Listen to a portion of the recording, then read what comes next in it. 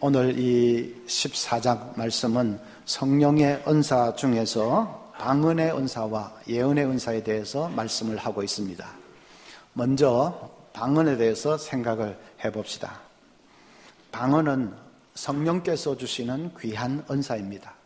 우리 교회도 방언을 말하는 사람이 많이 있는 걸로 알고 있는데 그분들은 귀한 은사를 받은 것입니다. 5절에 보면 나는 너희가 다 방언 말하기를 원하나 특별히 예언하기를 원하노라. 바울 사도는 고린도 교인들 전부가 다 방언을 말했으면 좋겠다 할 정도로 방언은 귀한 은사입니다. 방언의 유익이 여러 가지가 있습니다. 우선에 믿지 않는 불신자들에게는 방언은 영적인 세계를 보여주는 하나의 사인이 될 수 있습니다. 방언하는 사람 입에서 줄줄줄줄 이 신비스러운 언어가 흘러나오는 것을 보면서 불신자들은 놀라지요. 뭔가 이성으로서는 설명할 수 없는 영적인 세계가 있구나, 초자연적인 세계가 있구나 하는 것을 깨닫게 됩니다. 그래서 22절에도 그러므로 방언은 믿는 자들을 위하지 아니하고 믿지 아니하는 자들을 위하는 표적이나 했습니다. 방언이 믿지 않는 사람들에게 영적인 세계를 보여주는 하나의 표징이 될 수 있다는 말입니다. 어떤 목사님이 양수리 수양관에 모인 대학생들 이 집회를 인도하면서 말씀 다 마치고 이제 통성기도를 시켰는데 그 자리에 성령의 불이 떨어졌습니다. 700명 모인 학생들 가운데 절반 이상에게 방언이 터졌습니다. 놀라운 것은 교회도 띄엄띄엄 오던 농땡이들에게도 방언이 터졌습니다. 한 친구는 그날 방언 받고 나서 바로 담배를 끊었다고 합니다. 방언 받고 나니까 하나님이 계시고 영적인 세계가 있다는 것을 부인할 수가 없거든요. 그래서 오랫동안 피워오던 담배를 도무지 더 이상 피울 수가 없어서 바로 끊었다고 합니다. 그렇게 방언은 믿지 않는 사람들에게 영적인 세계가 있다는 것을 보여주는 하나의 표징이 될 수 있습니다. 물론 방언은 믿는 사람에게도 유익합니다. 방언을 하면 하나님과 깊이 교통할 수 있습니다. 그냥 이 말로서 기도를 하면 아무리 길게 기도를 하려고 해도 한 30분 하면 더 이상 할 말이 없지요. 한 말 또 하고 한 말 또 하고 아들, 딸, 며느리, 손자 위해서 기도하고 교회 위해서, 나라 위해서, 북한을 위해서 기도하고 실컷 기도하고 눈을 떠보면 아직 30분밖에 안 지났습니다. 그런데 방언이 터지고 나면 밤새껏 기도해도 끝이 없습니다. 신비한 영적인 세계에 들어가서 하나님과 더불어서 마음껏 깊이 교통할 수 있습니다. 그게 얼마나 복입니까? 제가 이전에 지방에서 목회할 때에 그 교회는 금요일 밤에 철야 기도회를 가졌습니다. 한창 철야 기도회를 진행하고 있는데 갑자기 밖이 소란해지더니 집사님들이 청년 하나를 데리고 들어왔습니다. 그 청년은 귀신이 들려서 그 한밤중에 대로에서 옷을 다 벗어 던지고 고래고래 고함을 지르고 있는 것을 연락을 받고는 집사님들이 가서 청년을 끌고 온 것입니다. 청년을 그때는 지하 마룻바닥인데 딱 앉혀놓고 집사님 한 10여 명이 달려들어서 기도하기를 시작하는데 방언으로 막 잘 기도하는 것이 아니겠습니까? 저는 그분들이 다 방언을 하는 줄 몰랐습니다. 평소에는 조용히 기도했으니까 제가 몰랐지요. 그런데 귀신 들린 사람 앉혀놓고 영적인 이제 전쟁이 벌어지니까 전부가 다 방언을 쏟아놓았습니다. 만약 그때 그냥 말로서 기도를 한다면 이 귀신이 확 달려들지는 않을까 겁도 나겠고 또 조금 하고 나면 뭐 할 말도 없겠고 그런데 방언으로 기도하니까 그냥 얼마나 강력하게 기도를 하는지요. 그렇게 강력하게 기도하고 그 청년을 또 예배 드릴 때마다 끌고 와서 앉혀놓고 그래서 한 달 만에 귀신 떠나가고 깨끗하게 되었습니다. 그렇게 방언은 우리로 하여금 영적으로 강력하게 기도하게 해주는 귀한 은사입니다. 자, 그런데 오늘 말씀 보면 방언보다 더 좋은 것이 예언이라고 합니다. 방언하는 것도 좋지만은 예언하려고 노력을 해라, 사모해라, 그렇게 말씀합니다. 예언이 뭐냐? 고린도전서 12장에 보면 바울 사도가 성령의 은사를 쭉 나열하면서 8절에 어떤 사람에게는 성령으로 말미암아 지혜의 말씀을, 어떤 사람에게는 같은 성령을 따라 지식의 말씀을 했습니다. 자, 이것이 예언의 두 가지 형태입니다. 예언에는 지혜의 말씀도 있고 지식의 말씀도 있다는 말이지요.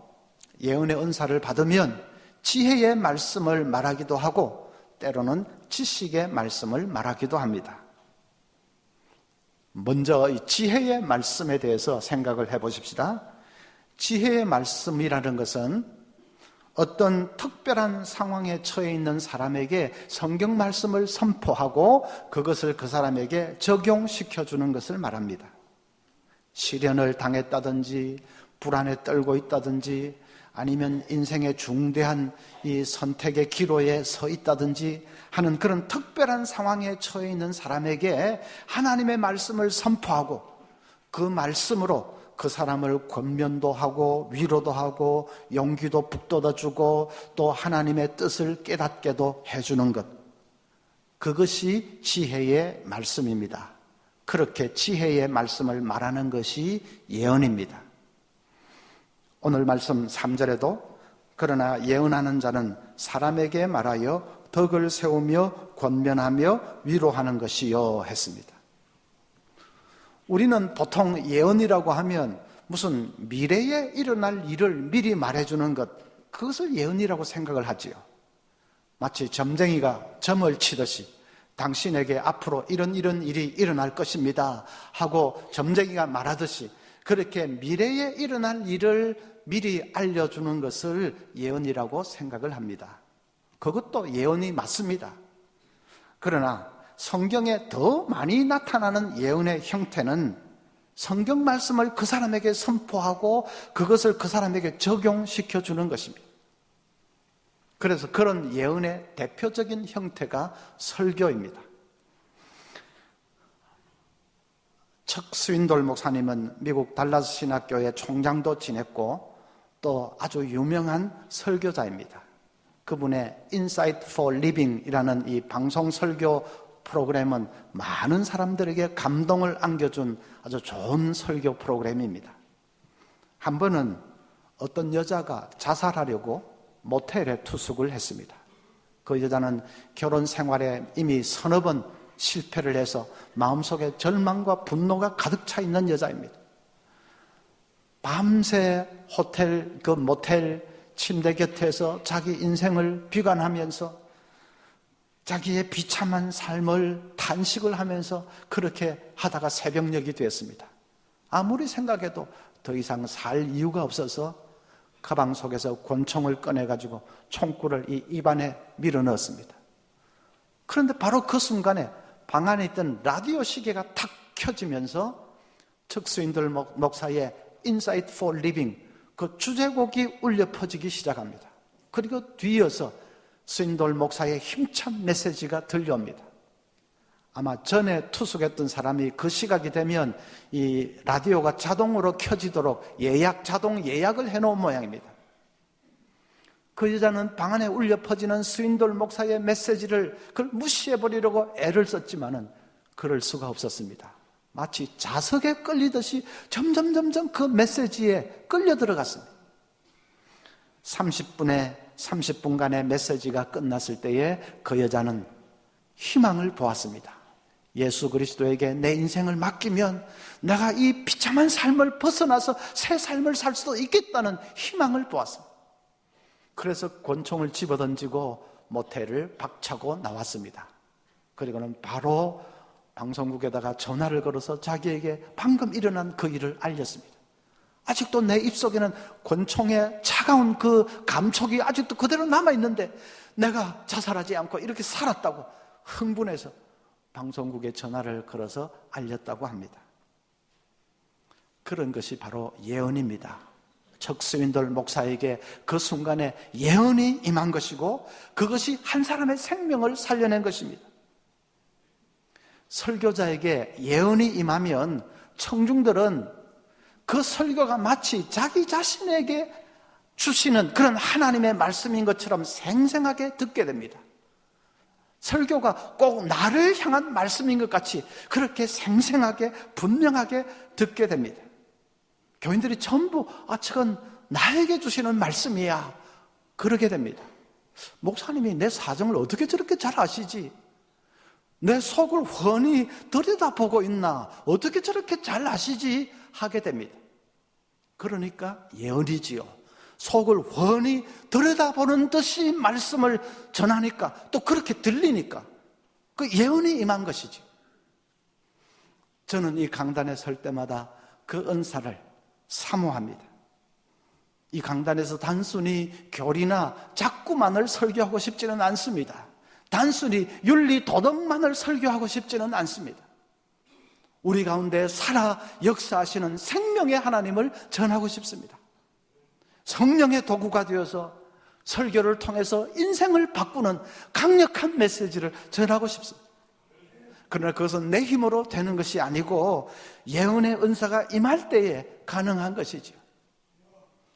그래서 사모하는데 목사가 좋은 것은 교인들이 다 이렇게 위에서 기도해 주는, 우리는 또 정병단이 기도해 주는 것이 얼마나 감사하고 좋은지 모르겠습니다.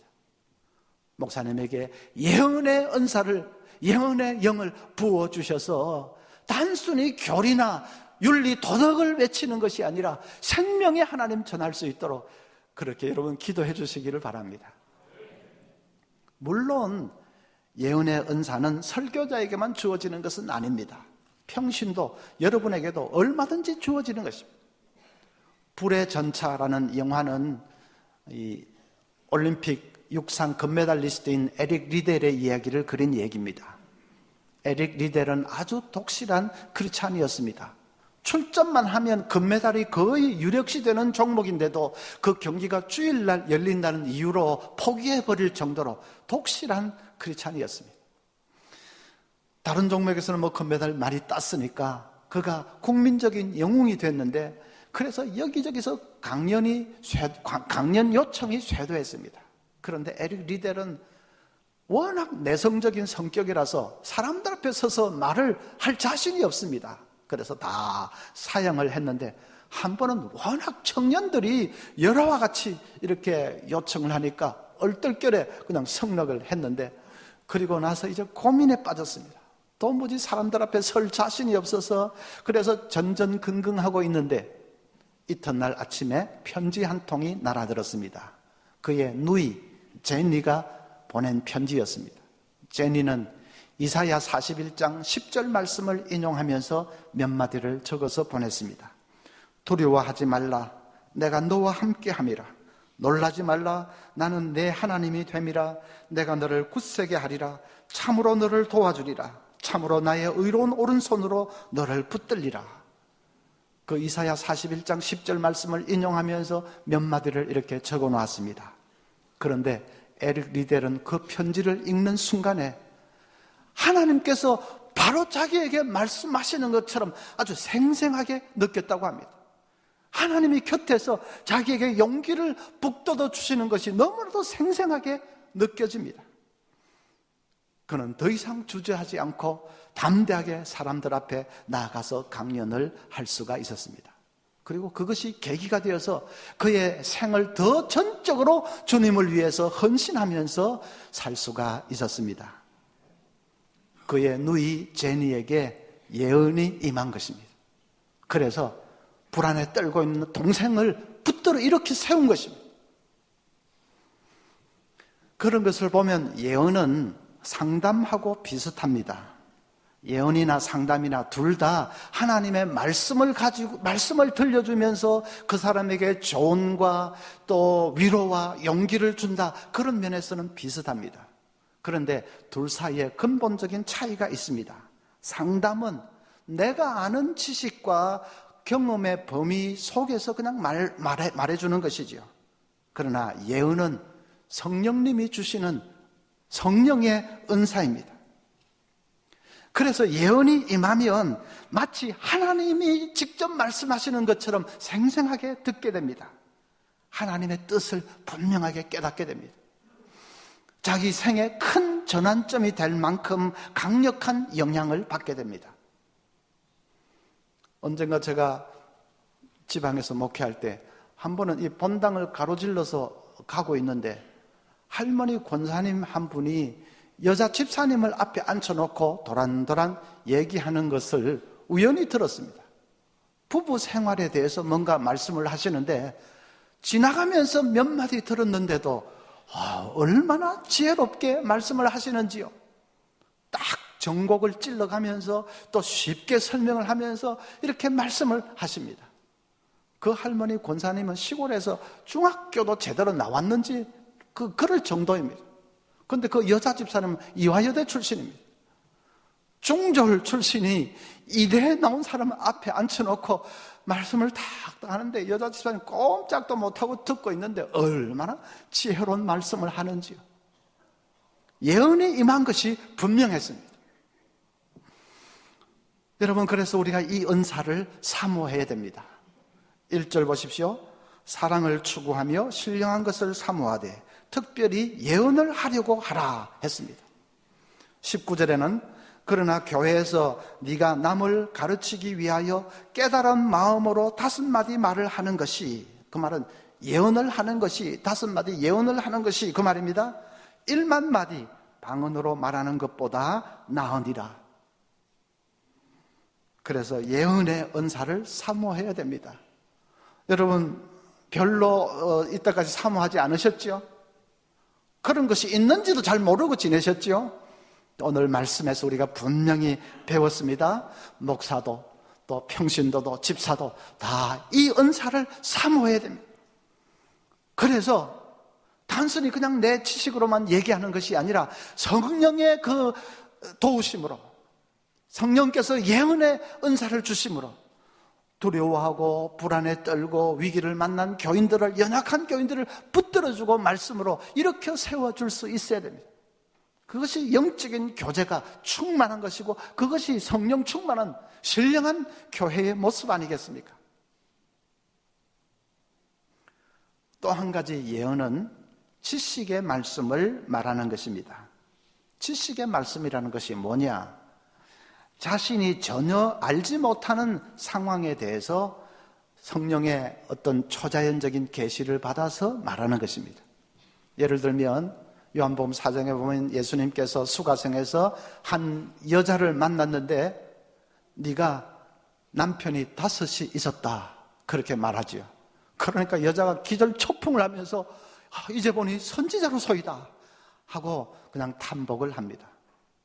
예수님이 어떻게 생면부지의 여자, 제일 처음 만난 여자에게 네 전남편이 5이 있었다는 것을 아실 수 있었겠습니까?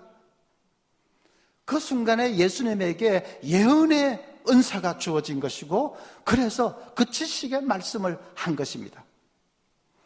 사도행전 11장 28절에는 그 중에 아가보라 하는 한 사람이 일어나 성령으로 말하되 천하에 큰 흉년이 들리라 하더니 글라우디오 때에 그렇게 되니라.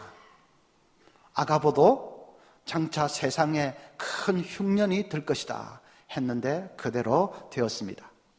그렇게 자신이 전혀 알 수 없는 그런 상황에 대해서 성령의 초자연적인 계시를 받아서 말하는 것이, 그것이 지식의 말씀이고 그런 지식의 말씀을 말하는 것이 예언입니다. 미국의 서밋 처치는 성령의 은사가 많은 교회인데 거기에 저스틴이라고 하는 한 청년이 어느 날 동네 공원에 산책을 나갔다가 저기 벤치에 혼자 앉아있는 인도 여성을 보았습니다. 생전에 본 일이 처음 보는 여자입니다. 그런데 그 순간에 그 여자에게 당신 오빠가 죽었지만은 하나님은 당신을 여전히 사랑하십니다, 그 말을 해줘야 된다는 이상한 의무감 같은 것이 막 일어납니다. 그 의무감 같은 그 느낌이 워낙에 강렬합니다. 그래도 차마 그 여자에게 다가갈 엄두가 나지 않습니다. 아니, 생전 처음 보는 여자에게 당신 오빠가 죽었지만 하나님은 당신을 여전히 사랑하십니다, 그 말을 한다는 것이 얼마나 그 실없는 짓이고 잘못하면 미친 사람 취급받지 않겠습니까? 그래서 아이고 막 그만두자 하고 그냥 지나쳤습니다. 한 서너 시간 후에 동네 커피숍에 들렀는데 그 여자가 또 거기 앉아있는 것을 보았습니다. 또 그 이상한 의무감 같은 것이 막 일어납니다. 이것은 하나님께서 두 번째 지금 기회를 주시는 것이다, 분명한 것이다 하는 생각이 들었습니다. 그래서 한번 크게 심호흡을 하고는 그 여자에게 다가가서 저기요, 저도 저에게 왜 이런 생각이 자꾸 드는지 모르겠어요. 하나님께서 아가씨에게 이런 말을 해주라고 하시는 것 같아요. 그러면서 자기에게 드는 그 생각을 얘기를 해주었습니다. 그 인도 여자가 놀라가지고는 그냥 멍하게 바라보다가 조금 있다가 고개를 떨어뜨리고 흐느껴 울기를 시작합니다. 어떻게 아셨습니까? 사실은 오빠가 아니고 사촌이에요. 그런데 어릴 적부터 우리 집에서 같이 자랐기 때문에 친오빠처럼 생각하고 지냈지요. 실제로 다른 사람들에게는 오빠라고 소개를 하기도 했어요. 그 오빠가 지난주에 세상을 떠났습니다.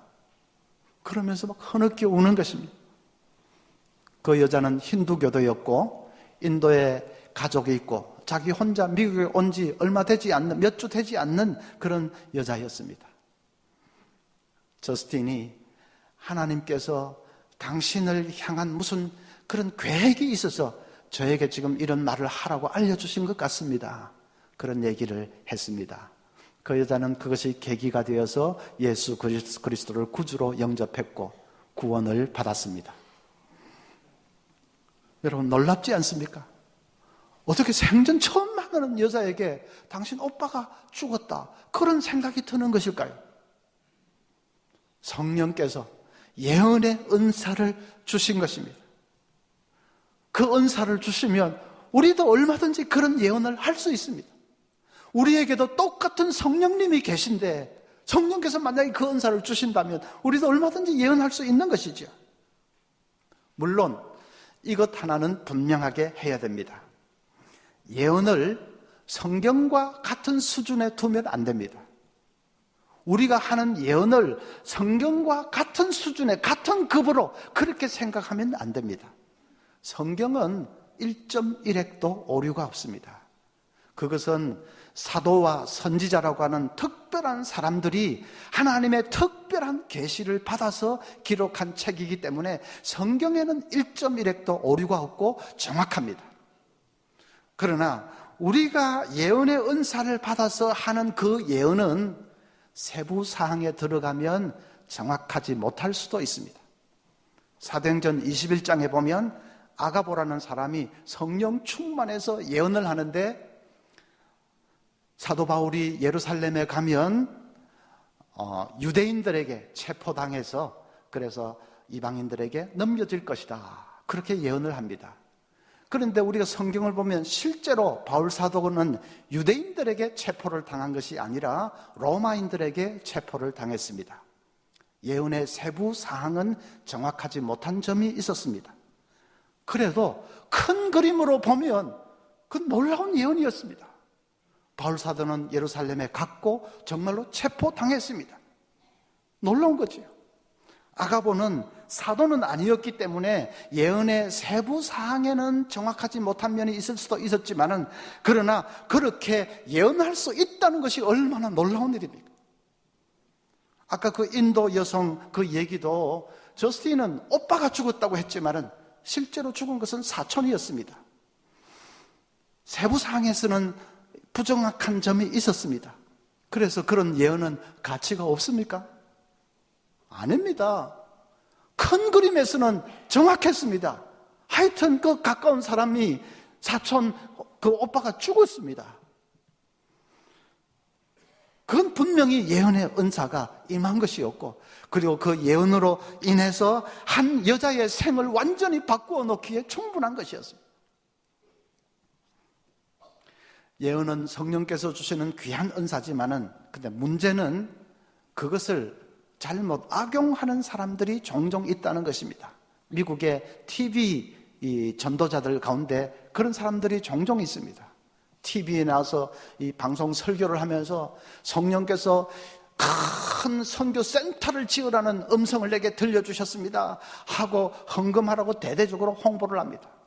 어떤 목사는 성령께서 몇 월 며칠 몇 시까지 신학교를 세우지 않으면 네 생명을 불러갈 것이다 그렇게 말씀했습니다. 여러분 좀 헌금해 주십시오. 아니면 제가 죽어야 됩니다. 제 생명을 불러가신다고 했습니다. 순진한 성도들이 그냥 꾸역꾸역 그 말을 듣고는 동정심도 일어나고 정말 성령의 음성이라고 하니까 그래서 연보를 합니다.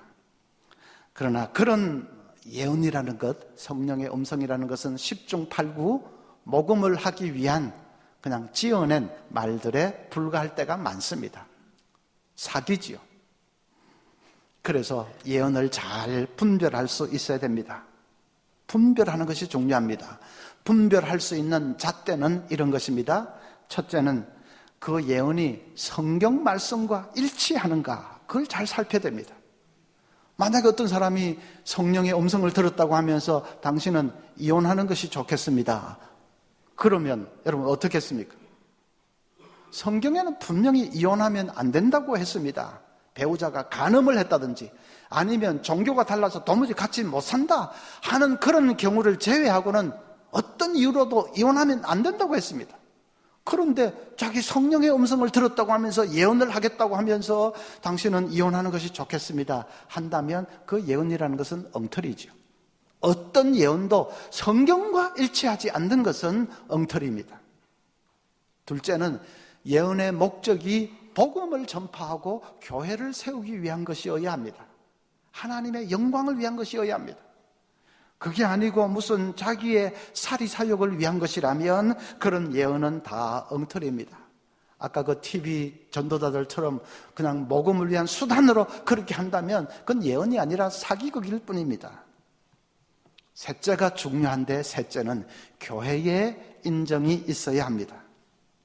흔히 무슨 기도원 원장이라는 분들, 기도 많이 한다는 분들, 그런 사람은 좀 열심히 있고 뜨거운 청년을 보면 꼭 하는 말이 당신 신학교 가서 목사 돼야 된다. 성령께서 그렇게 말씀하셨다. 그럽니다. 성령의 음성을 들었다고 합니다. 그런데 그 청년은 객관적으로 보면 능력도 떨어지고 또 무슨 지금 좀 뜨거워서 그렇지만은 그러나 신앙의 수준도 얕고 또 성격이나 모든 면에 사람들 앞에서 인도할 그런 스타일이 아닌데 객관적으로 보면 아닌데 성령의 음성을 들었다고 하면서 신학교 가야 된다. 그래서 신학교 가서 목사 되면 자기도 죽도록 고생이고 교회도 죽을 쑥에 만들고 불행이지. 그래서 그런 경우에는 무조건 성령의 음성을 들었다고 하는 그 사람 말만 듣고 따라갈 것이 아니라 교회의 목사님들이나 다른 이 경건한 그런 성도들에게 조언을 구해봐야 됩니다. 정말 그런 것이 성령의 음성 맞겠는지 조언을 구해야 됩니다. 교회 공동체에서 인정을 받는 그런 것이 돼야 됩니다. 그게 아니고 뜬금없이 어느 한 사람 말을 듣고 성령의 음성이라 해서 가다가는 그냥 인생 완전히 큰일이 날 수가 있습니다. 자, 오늘 방언과 예언에 대해서 살펴보았습니다. 우리 교회는 순복음 교회도 아닌데 그런 거 해도 됩니까? 이제는 여러분 그런 소리 마시기 바랍니다. 성경이 분명히 말씀하고 있지 않습니까? 너희가 다 방언 말하기를 원한다. 예언이 더 좋기는 하지만 그래도 너희가 다 방언 말하기를 원한다고 분명히 그렇게 하고 있지 않습니까?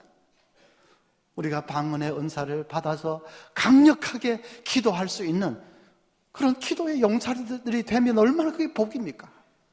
또 예언의 은사를 받아서 삶의 그 위기와 어려움과 어떤 그 기로에 서 있는 사람에게 하나님의 말씀을 생생하게 전해주고 그들을 붙들어 이렇게 세워줄 수 있다면 그 얼마나 좋은 일입니까?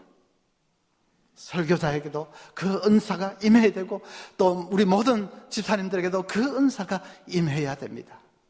사모하는 자에게 주시겠다 약속했지 않습니까? 그 은사를 여러분 사모하면서, 그래서 우리 교회가 정말 성령의 은사가 또 넘치는 그런 영적으로 충만한 교회 공동체 될 수 있기를 간절히 소원합니다.